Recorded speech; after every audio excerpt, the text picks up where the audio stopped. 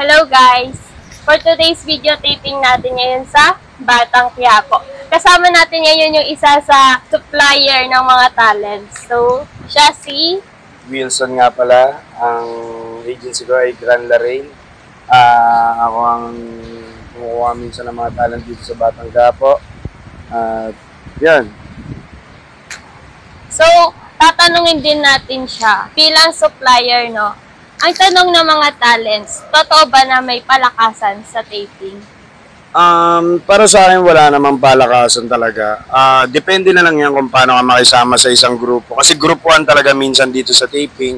At kung sino talaga yung parang nakakasama mo, yun talaga yung madalas mag-call sa'yo ng mga taping.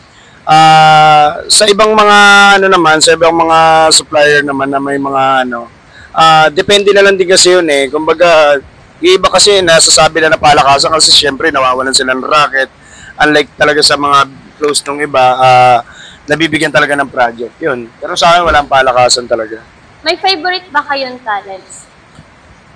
Favorite, halos lahat, favorite ko. Lalo ngayon, ang hawak ko dito sa Batang Quiapo, puro Class B, Class C. Puro mga taong bayan, mga community. So lahat sila, parang natutuwa ako sa kanila pagkasama ko sila kasi parang ang sarap lang nilang kasama kasi nga mga parang alam mo yung mga very funny lang din, kulitan lang, lalo na yung mga basta pag yung banding natin no? Parang kulitan lang talaga eh. Hindi talaga ako mapili sa kaibigan eh, Class A yan, Class B, Class C, hindi. So kung sino makasama ko, okay sa akin yan. May second chance ba sa inyo ang talents na pala back out? Second chance ako, nagbibigay ako second chance eh.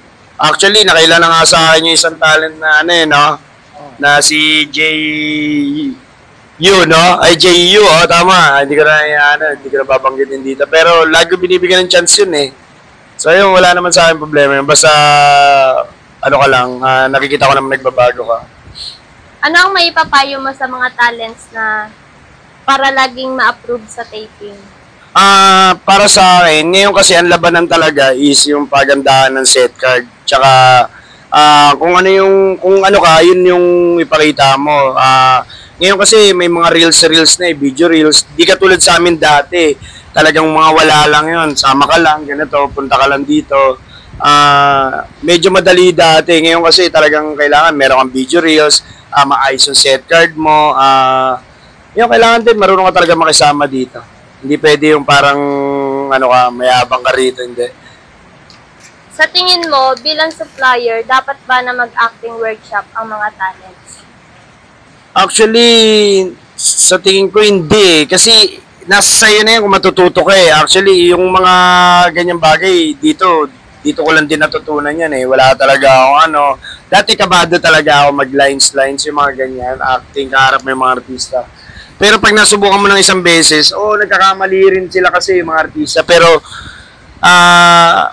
kayang-kaya mo lang din naman silang sabayan eh. Basta galingan mo lang lagi, kabisaduhin mo lang talaga. Tsaka, focus lang, yun lang. Ano ang masasabi mo sa mga talents na pala back out? Para sa mga pala back out, siguro hindi sila seryoso sa ginagawa nila or